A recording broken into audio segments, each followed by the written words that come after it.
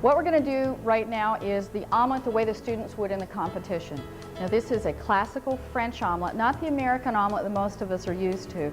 An American omelet's filled and folded in half. This will be shaken and stirred. It's very light and fluffy, and it will be folded in thirds so it looks really big and puffy.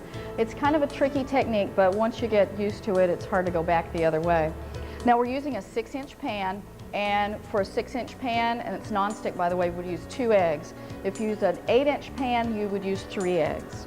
So let's crack these eggs in here. We want to get the eggs really well blended so there's no visible egg white when we make the omelet, because it will have white flecks in the omelet and it would show up and make it look rather unsightly.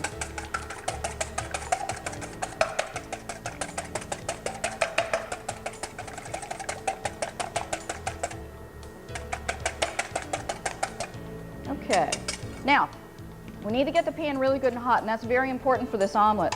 Usually you only cook eggs at a medium to medium-low temperature because the protein coagulates and gets very tough at a high temperature. But since we're going to keep this omelet moving and keep the mixture moving, we want a very high temperature. So we're just going to use a little bit of melted butter. You don't need much, a couple teaspoons is plenty. Swirl it around. If you get too much, you can pour it back into the container. If you're not sure if the pan is hot enough, you can take a little tiny bit of egg and drip it in, and it should start to bubble and sizzle as soon as it hits the pan. My pan's not quite hot enough. So we'll give it just a second. I think it's ready now. Add the egg, and then you can see how it's beginning to coagulate around the edges. You want to shake and stir. From the time the egg hits to the pan to the time it hits the plate should be 60 seconds or less. See how I keep stirring it in so that the liquid egg comes in direct contact with the pan. And then just before I have scrambled eggs, I stop. You don't have to make the inside look pretty because nobody's going to see it. I'm going to put the cheese in to form a T with the handle.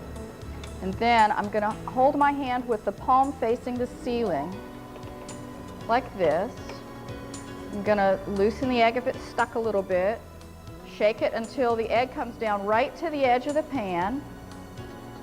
Then I'm going to fold the top third over like a business letter. You can't fold the bottom up because you can't fight gravity. And then I'm just going to flip the egg right out of the pan. And that's our finished omelet. Nice and light and fluffy, a minimum of brown is all. But if you cut into the omelet, you will see that there's no runny egg because nobody enjoys that. It's soft, but it's completely cooked throughout.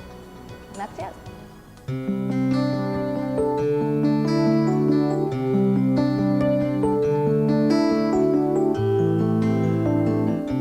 The juniors in the CCAP competition will certainly be challenged this year when they make this mouth-watering tomato, cucumber, and colored bell pepper appetizer.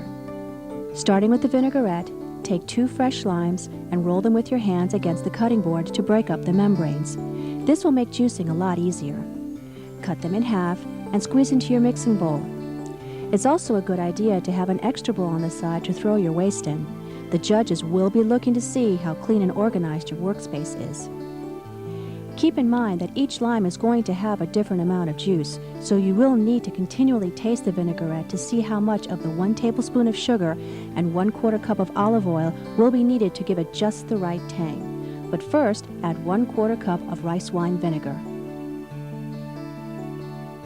After you add your rice wine vinegar, you're going to add your olive oil, but you need to add it in a drizzle and whisk at the same time. So what a good idea is to do is take your side towel and just bind it up like this and kind of make it to where it's just tight to hold the bowl in place. Wrap it around so it won't open up on you as you're whisking. Get it in there secure. Then you're going to add your oil a little bit at a time. Again, make sure you have plenty of tasting spoons nearby. The vinaigrette should bite you right in the back of your jaw. It's going to taste really, really tangy. Almost to where it's like really bitter and you wouldn't eat it normally. But once you add your vegetables to this, it'll absorb it and it'll become a little bit more milder. Now for the vegetables. Starting with the jicama, cut it in quarters since that's all you will need for this recipe. Set the excess aside. Peel off all of the skin because it is very tough and fibrous. Once you have accomplished this, cut the jicama in quarter-inch slices. All your vegetables will be diced in small quarter-inch cuts, and you must be very precise because that's part of what you will be judged on. Score off the ends of the jicama and slice those into quarter-inch cuts. Then soak in the vinaigrette. As you cut all your vegetables, deposit them in the vinaigrette as well so the appetizer can come to full flavor. Next are your bell peppers. Cut in half and pull out the core. Cut that in half, trim where needed, and pull out the white membrane. To make sure you get as much of the membrane out as possible, flatten the pepper and slice just underneath the white area so all you have is the meat of the pepper. Now slice that into quarter-inch strips and then dice into quarter-inch pieces. And then repeat for the red bell pepper. Your red onion is next. Cut off the top and using only a quarter of the onion, leave one end intact. This will hold your onion together when doing your cuts. Use your paring knife to take off the thin, papery layer of skin. Slice the onion lengthwise, being careful not to cut all the way to the end. Then turn your onion around and cut quarter-inch slices. For the tomato, score the bottom with an X. Drop in simmering water for approximately 3 to 4 seconds and then place into ice water. Peel off the skin and then seed and dice into quarter-inch cubes. Now comes the cucumber. Slice in half lengthwise, cut off the ends and peel it. Gently remove the seeds with a spoon or a Parisian scoop, which most people refer to as a melon baller. Then cut that in half and slice into quarter-inch strips. Cucumbers tend to be a bit slippery and awkward to handle, so you may need to trim the area where the seeds were to ensure even slices.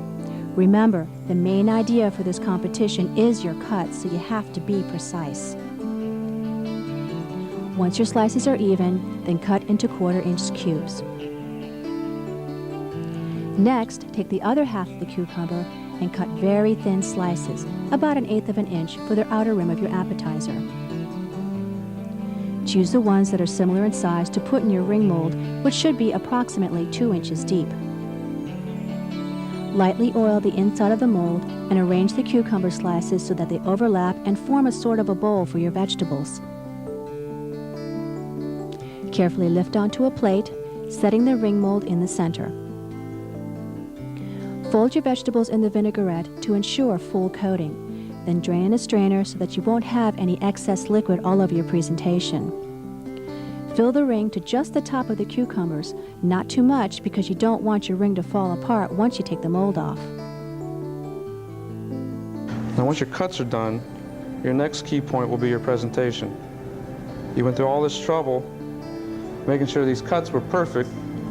You don't want to ruin it by having a sloppy presentation. Now carefully, oh so carefully, remove the mold. Garnish with chopped cilantro. Drizzle with a red and green chili oil. And there you have a very colorful and quite tasty appetizer.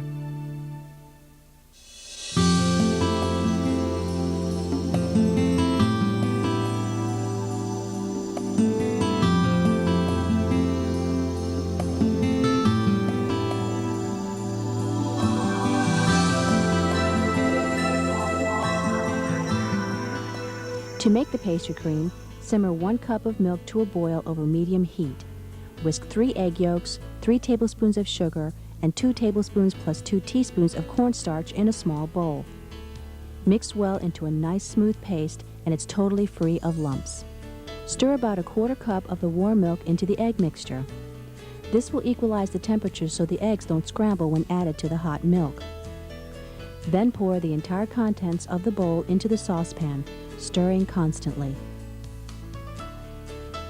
Very important step. We need to bring this back to a simmer Otherwise, the cornstarch will not cook and you'll have a very starchy, pasty flavor. You may want to use a rubber spatula to get to all the corners of the pan because it will thicken quickly. Take it off the heat and whisk together until smooth and all the lumps are gone. Once your mixture is smooth, add 1 teaspoon of vanilla and mix well. Transfer the pastry cream to a bowl and press plastic wrap right on top of the surface of the cream so a skin doesn't form. Store in the refrigerator until you're ready to make your crepes. Another important tip, if you're using an aluminum pan and a stainless steel whisk, you don't want to rub these really hard together or your pastry cream will turn gray. Your basic crepe batter is nothing more than 1 cup plus 1 tablespoon all-purpose flour, 3 eggs, 2 tablespoons of sugar, a half a teaspoon of vanilla extract, and 1½ cups of milk. These ingredients can be mixed in a blender to ensure a smooth consistency without the worry of lumps. Allow your batter to rest for about 30 minutes.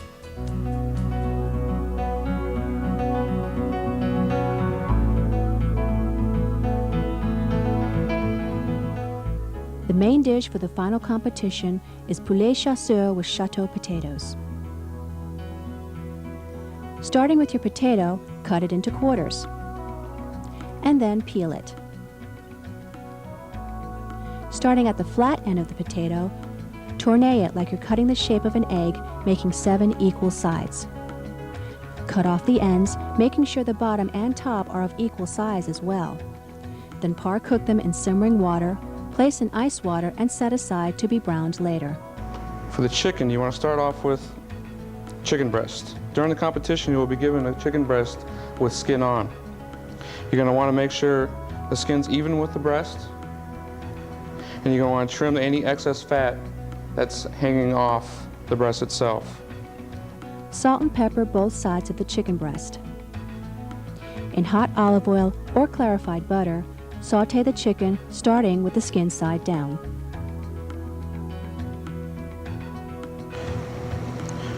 And let it come to a nice, even brown color. Do not play with your chicken. Just let it cook. The more you play with it, the more you'll tear it apart. And you don't want that. You want the chicken breast to stay nice and firm. You don't want it to have any tears in it. Saute both sides of your chicken.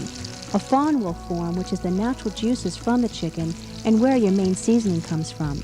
So make sure you keep an eye on your heat because you don't want this to burn.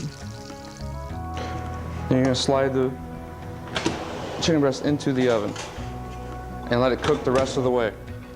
The oven temperature is going to be about 375.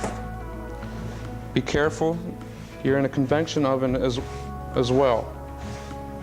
Therefore, that means convection ovens cook about 50 degrees hotter than regular conventional ovens. So be mindful of that. Using the same pan you sauteed your chicken in, add minced shallots and garlic. Then add your mushrooms. Allow them to cook and reduce. The vegetables may stick to the pan, so it's all right to add a little bit of stock if needed. Just remember that the sauce has to reduce to almost nothing, so don't get carried away with adding your stock. Next, score the bottom of a tomato with an X. After dropping in simmering water for approximately 3 to 4 seconds and then placing into ice water, the skin of the tomato should peel right off. Cut across the equator of the tomato and then seed it by placing in ice water and gently squeezing to work out the seeds. Scrape out any remaining seeds with your fingers. Cut the tomato in half, saving 1/2 for your garnish, and just roughly cut the tomato up. Add to the mushroom mixture, then 1 teaspoon of chopped fresh tarragon, 2 teaspoons of chopped parsley, salt and pepper to taste, and allow the juices to continue to reduce. Next, add a dollop of butter, a little at a time, taking your pan off the heat so your butter doesn't break. And there's your sauce. Now get another pan, warm it up with olive oil, and brown your tourneed potatoes. Salt and pepper to taste. Set aside and pull your chicken from the oven. Make sure the internal temperature is 165 degrees. Slice the chicken on the bias 3 times. And then arrange the chicken slices on a plate. Do not cover the entire chicken with the sauce. You don't need to be drowning the chicken. You just want to give enough sauce so that when they eat, they can taste the sauce as well, but also taste the chicken. Sauce is not meant to mask. It's meant to heighten. It's supposed to complement the chicken. Then you take your potatoes, you place them on the plate.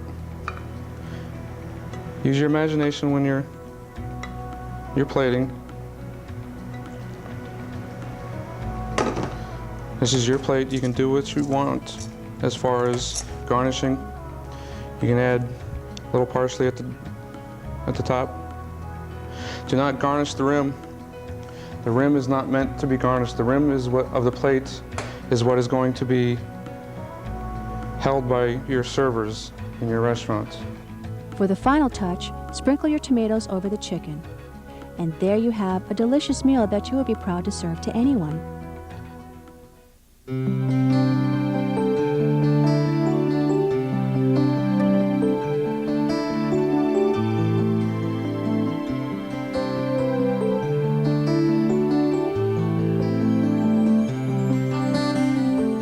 Okay, the crepes. We're going to get our pan nice and hot, spray it really well with some spray, or you can use some oil, and then we're going to put our crepe batter in. Now this is important. You want a minimum of batter. Tilt the pan, add the batter, roll it around to get as thin a crepe as you can get. And then we're going to put it back on the heat and let it set before we flip it. The crepe batter is nothing more than flour, eggs, and milk beaten together until it's really smooth. And you want to do this way ahead of time so the batter has a chance to rest and the gluten has a chance to relax in the flour and it won't produce a tough crepe.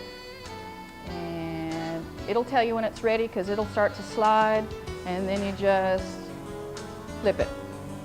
Let it stay on the other side for about 10 seconds just to cook the batter. And take it out. You want a little bit of nice light golden brown. That's it. Give the next one and you just do production line.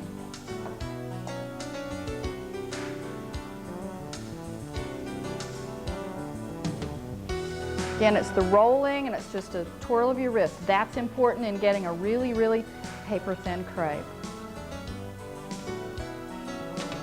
If it doesn't shake loose, don't force it. It'll go when it's ready. Not quite. Oh, there we go. And oh, not all of them work out, so plan on making more than you need. Finish it off. And you plan ahead of time how many crepes you want to do your plate presentation. I've already done some here and we're ready to go. The final step, assembly of the crepe dessert. Take the pastry cream from the refrigerator and spread a small amount on the crepe. Fold it in any way you like, but keep the browner side on the outside. This is a light dessert, but the pastry cream tends to be a little rich, so you don't want to put too much into your crepe. Arrange on a plate and drizzle with the chocolate sauce, which is simply melted semi-sweet chocolate with a little bit of water. You want the sauce to be a little thin and not gloppy for easier decorating, or for more precision, you can put it in a squeeze bottle. This sauce is rich as well, so don't use too much, but just enough to enhance your grapes and not hide them.